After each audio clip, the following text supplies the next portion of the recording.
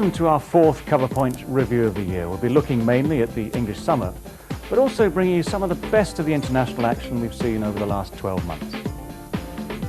Some might say that 1997 was a disaster for English cricket. Trounced by the Aussies, the New Deal promised by Ian McLaurin, kiboshed by the counties, and we couldn't even win our own championship. Or you could take the view that the England side showed it was heading in the right direction, that there's not much wrong with English cricket as it's been for most of the last 100 years, and that Glamorgan's narrow victory over Kent on the last day of the season proves that the championship is both vibrant and competitive. Well, more of that later, but first let's wind the tape back to the start of the summer. The Australians had arrived and the first major battle was for the Texaco Trophy. In 1993 they'd waltzed through and won it 3-0. How would they fare in 1997? Well, Mark Pugach was there to find out. 6 wickets and 6 wickets read the scoreline, and in England's favour. Sometimes results can be misleading, but not in this case. England played superbly and Australia were, dare we say it, outclassed. In the field, England sparkled. They effected 6 run-outs, 4 with direct hits, and all the victims were top-order batsmen. In the second match at the Oval, the comical run-out of a beleaguered Mark Taylor said a lot about the lack of harmony in the Australian camp. He didn't play in the third game. England had followed up 1996's successful practice of picking a specialist one-day squad, and the call-up of both Adam Holyoake and, to the surprise of many, his 19-year-old brother Ben paid off in style. Elder brother Adam had the satisfaction of hitting the winning runs in all 3 matches, scored 2 unbeaten half-centuries and bowled tidily and effectively at the death. His most important contribution was in the crucial win at Headingley in the opening match. Coming in at 40 for 4, with a target of 171 looking far from straightforward, he and his Surrey colleague Graham Thorpe knocked off the remaining 135 runs without further loss. Thorpe's innings was the best of the series by either side, and he was particularly severe on Shane Warne, whereas England's spinner Robert Croft had bowled his turnovers for only 16 runs. Warne went for 46 from his.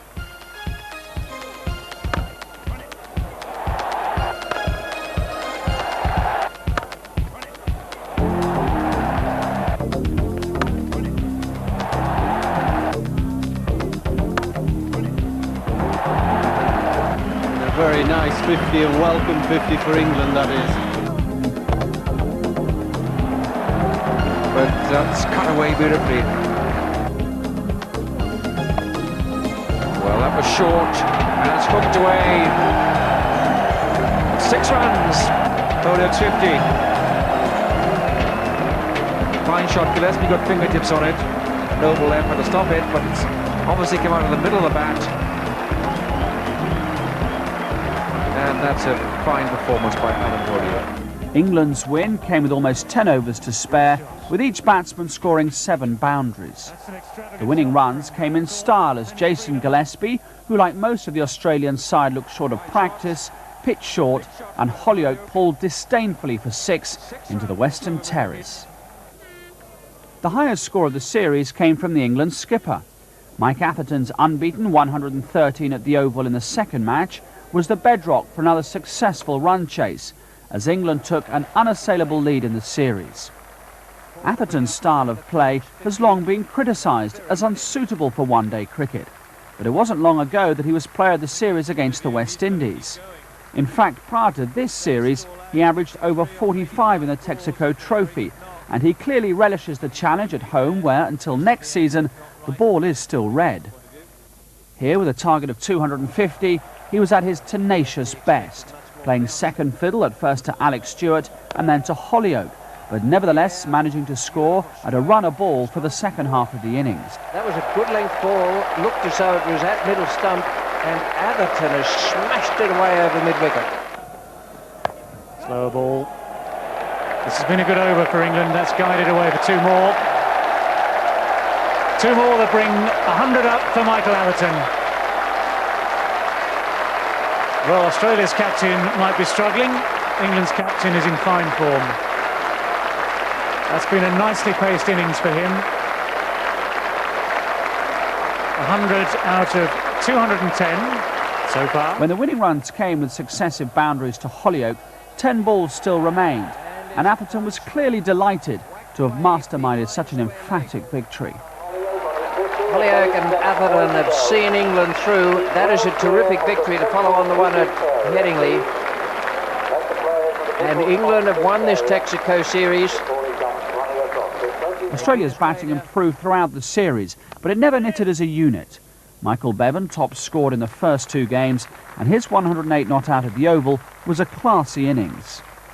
Bevan's one-day record is dazzling. He averages over 56, but he was the only Australian to produce his best form in the series. As ever, he was particularly strong square of the wicket, although his power through extra cover and mid-wicket is the most eye-catching feature of his play. But for all of Bevan's endeavour, the Australian innings was more notable for its 4 run-outs, as England contained Australia on a good pitch. Have to be quick here. Oh, that is close. Come on, come on! Trouble here. Philip to play this in brilliantly. Hey! Come on, come on! Well, it's the direct hits. Only Mark Waugh of Australia's regular Test batsman made a significant impact on the series. His 95 in the last match at Lord's was typically elegant, containing 12 fours, with Chris Silverwood in particular being punished for a wayward spell with the new ball in his only game of the series. But Silverwood's Yorkshire teammate Darren Gough was a different matter altogether. In each game he was England's most threatening bowler, and his return of 5 for 44 at Lord's was just reward for a fine series. That's got him. Matthew Elliott's gone. Nice comfortable catch at second slip.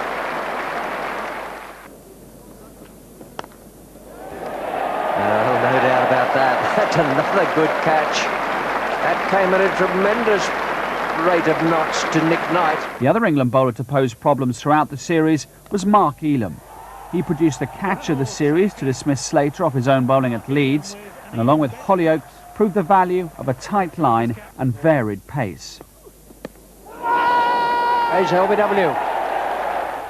England had already won the series by the time they went to Lord's, but they were determined not to allow Australia to recover any lost ground. That they succeeded was largely down to a phenomenal debut from the 19-year-old Ben Holyoake.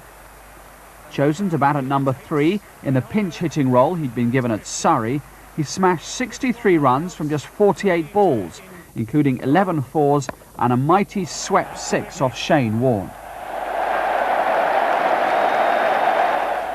Gillespie finally had Holyoake caught at gully, but the memory of his innings will live long in the minds of those who saw it.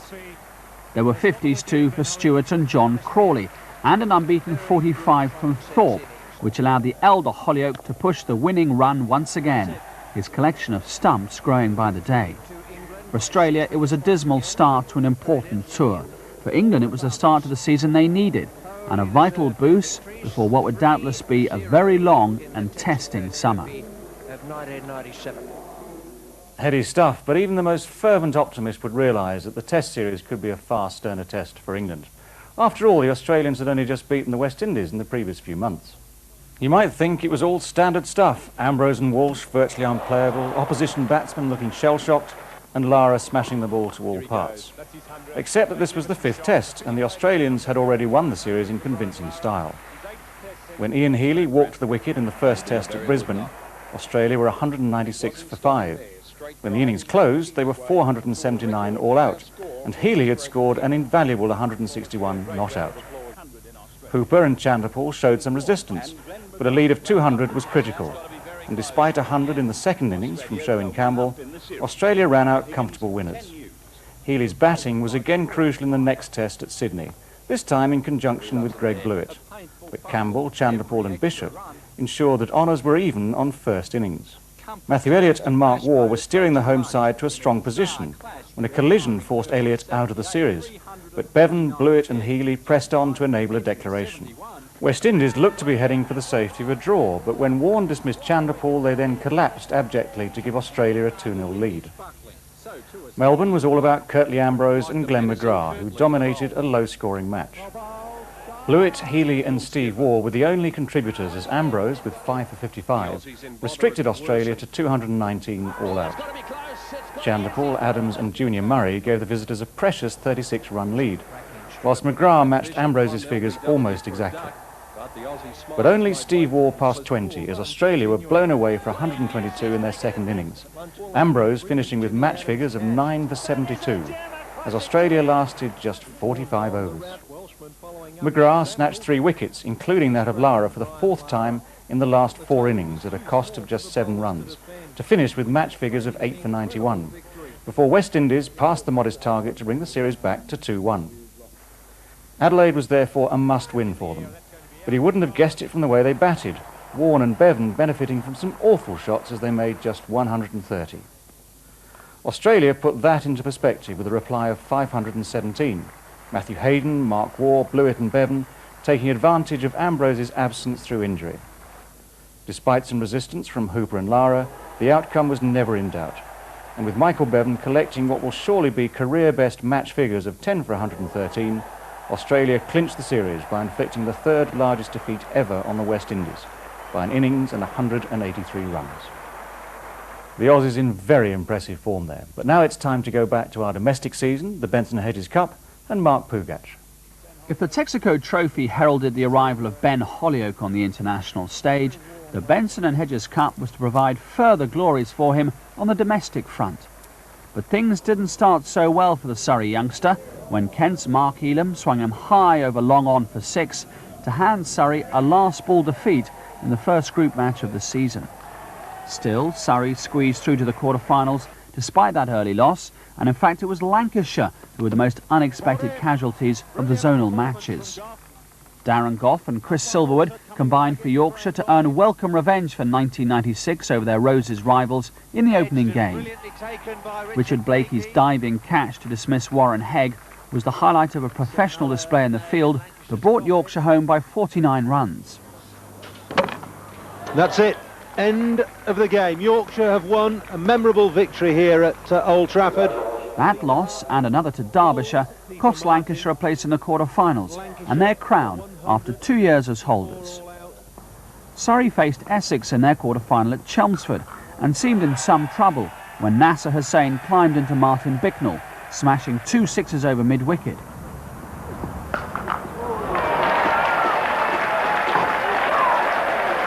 But Surrey and Bicknell fought back well, dismissing Hussain and Danny Law before the tail subsided. Adam Holyoake was in the thick of it in the field, taking wickets with his first and 6th balls, plus a stinging catch at gully off Chris Lewis. Brother Ben failed to emulate his heroics for England the previous weekend, falling LBW to Ashley Cowan for 17 from 10 balls. But a typically flamboyant innings of 71 in 78 balls from Ali Brown helped Surrey into the semi-finals. Kent's progress to the semi-final was unblemished, an abandoned game against Gloucestershire apart, but they had to work hard to beat Warwickshire in the quarter-final at Canterbury. Neil Smith smashed 125 from 119 balls for the visitors, and Warwickshire looked well placed with a score of 304 for 8 from their 50 overs. But when Alan Donald failed to control the new ball and then broke down with a strained side, Kent cashed in. Matthew Walker led the reply perfectly with 117, and then Graham Cowdrey supplied the finishing touches in his own uncomplicated way with an unbeaten 39 from 26 balls. Kent won with 3 balls to spare. Kent, a remarkable performance, chasing 305 to win this match and doing it with 3 balls to spare. Their semi-final opponents were Northants, who'd beaten Yorkshire in the previous round. David Cable had been the inspiration in that game, taking 5 for 51 with the ball, including Darren Lehman, Anthony McGrath and Craig White in the space of 4 decisive balls in the 16th over. Not content with that, Capel then smashed 2 sixes and 9 fours on his way to 67 from 59 balls, and Northants ran out winners with 4 overs in hand.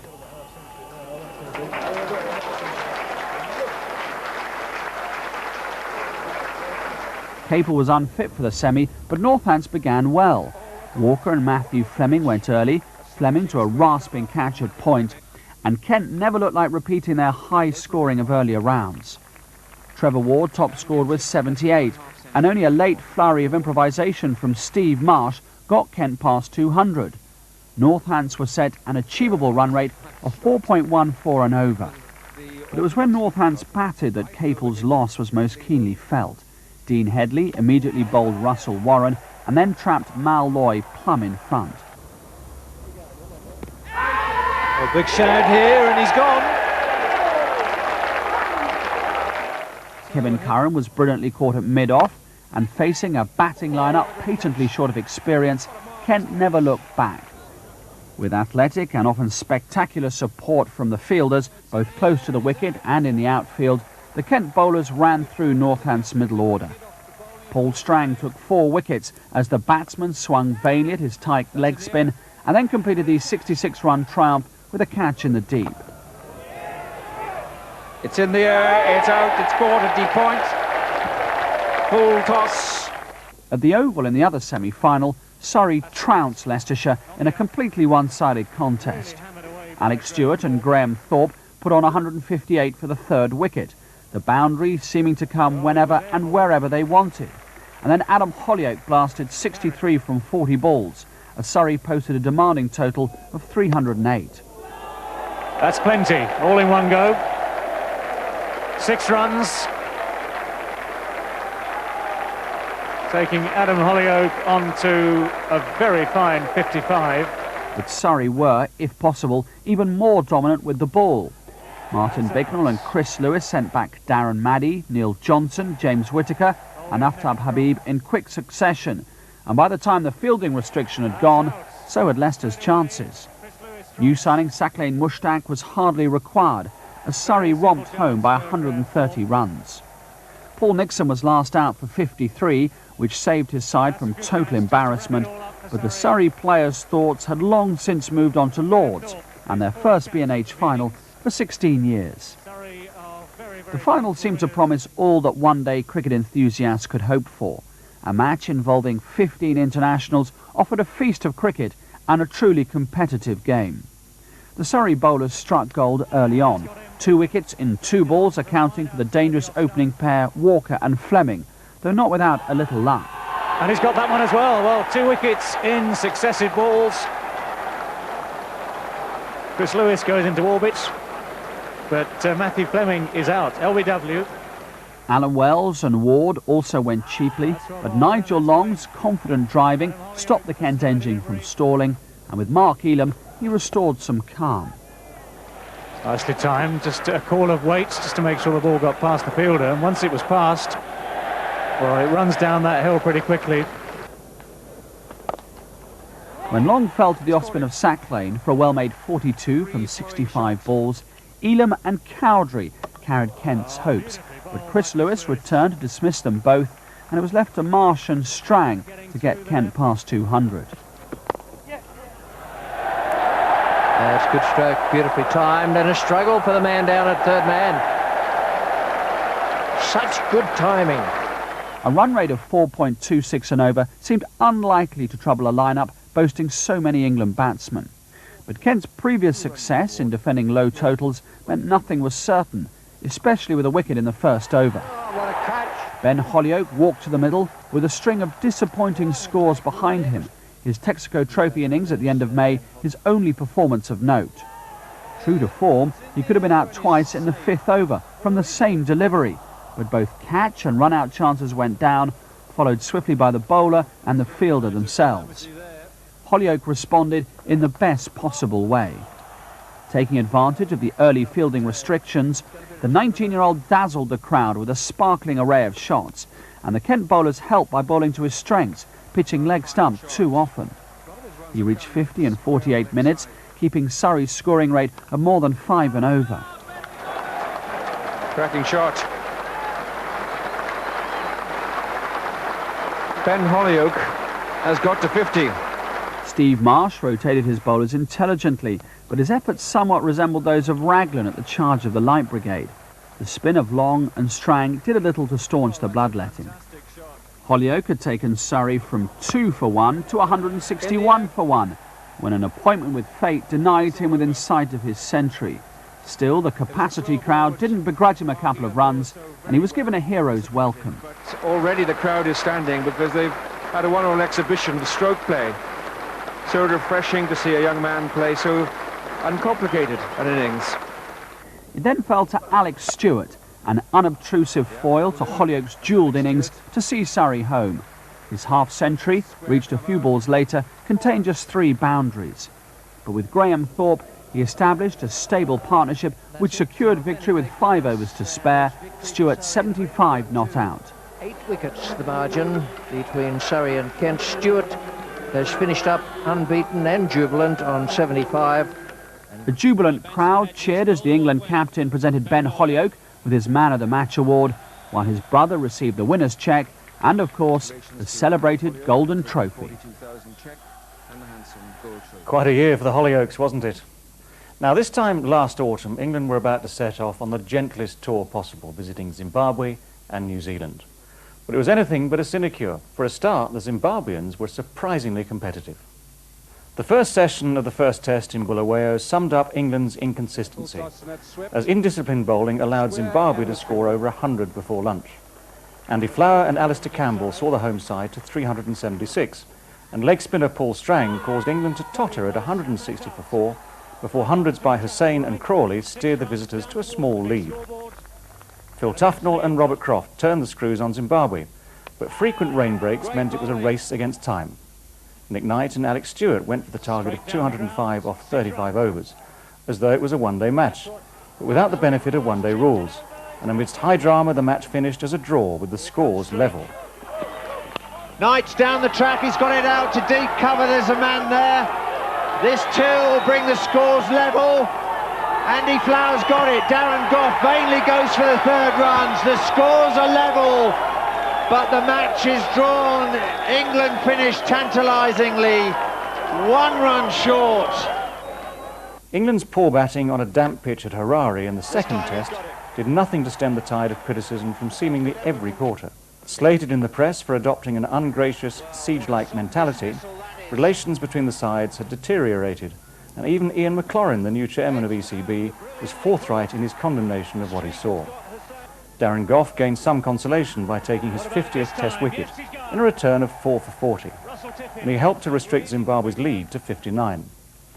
Then Surrey colleagues Alex Stewart and Graham Thorpe, with unbeaten innings of 150 respectively, steered England to 195 for 3 before rain prevented any further play.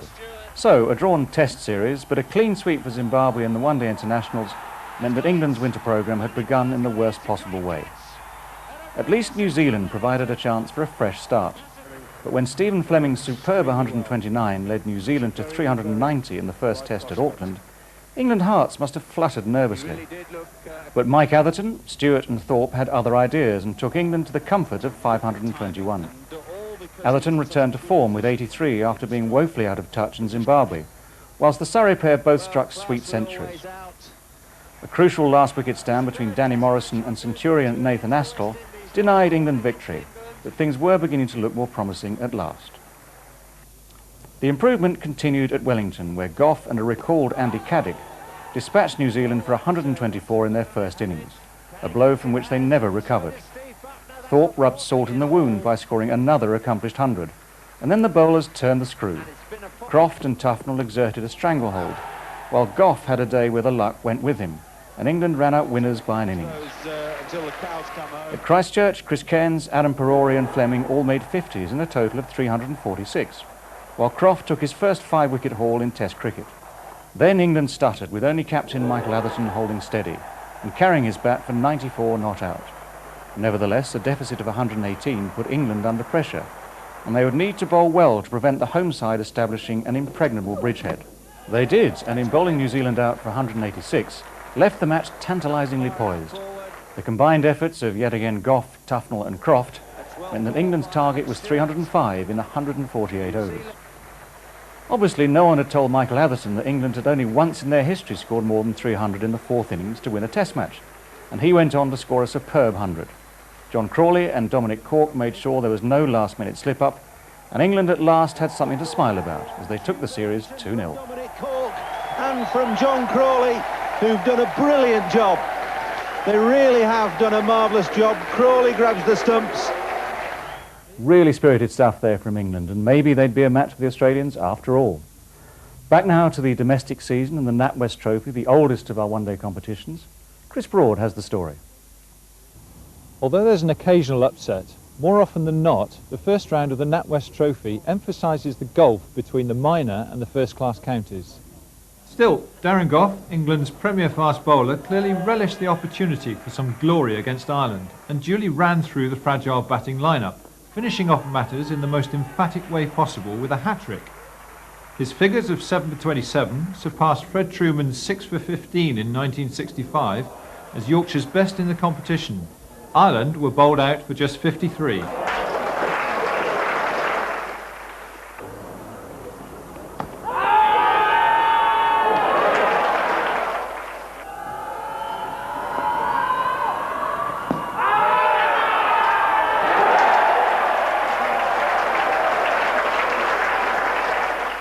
Yorkshire's progress was not held up by Leicestershire in the second round. Craig White top scored with an unbeaten 96, but it was the clean hitting of Bradley Parker which took the Yorkshire innings past 300 and out of Leicester's reach. Parker hit 3 sixes and 4 fours in his 49 balls 69, and in 16 overs the pair added 129 for the 5th wicket. Well, that's quite a blow. It's gone right over the top of our commentary box.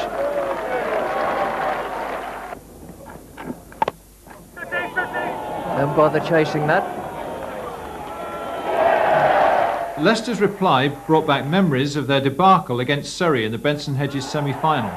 Openers Darren Maddy and Vince Wells both made ducks. Then James Whittaker was trapped in front by a rampaging Gough, 14 for 3. Darren Gough had been threatening to bring one back. Richard Stemp then turned the screw with 3 more wickets, 75 for 6. And not even a courageous innings of 90 from Ian Sutcliffe could prevent a dismal Leicester defeat. In the quarter-finals, Yorkshire seemed to have done enough to win again when they reduced Glamorgan to 209 for 9 with 28 still needed. That victory should have been completed when Waqar Younis skied Richard Stemp to mid-on, but Michael Vaughan spilled the catch to the joy of the home crowd, and Glamorgan scraped home courtesy of a Chris Silverwood wide at the start of the final over. In the other quarter-finals, there was a mixed day for Nasser Hussain at Trent Bridge. Fresh from a valiant 100 against the Australians at Headingley, his mind seemed to be elsewhere when he dropped 3 routine catches in different positions as Nottinghamshire racked up a strong total of 288 for 5 from their 60 overs. Captain Paul Johnson led the way with 106. Then, in a fashion that was to become a feature of the competition, Stuart Law laid into the new ball. With clinical timing, he struck 11 fours in a 33-ball 49 as Nott's inexperienced attack was put to the sword. Brilliant shot. Goes up to 49. And there's another mighty hit, but it's up in the air this time. He miscued it, Paul Johnson. The joy of the home side at his dismissal was understandable as he looked to be driving Essex to victory at a canter, despite the high target. But Hussain took the opportunity to make amends for his catching, and with a carefully crafted innings of 89 from 133 balls, he guided